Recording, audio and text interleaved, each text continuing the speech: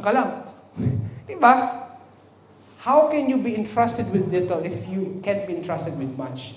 And alam niyo yung principle na yan. Kaya yung sinasabi ko sa inyo, whatever little you think you have, you put in the time, effort, grace ni God, it can grow.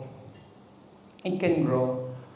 Like sina Bill Gates, sina Steve Jobs, they can do it. So you are not poor. So magsisimula pa tayo sa topics natin. Okay ba?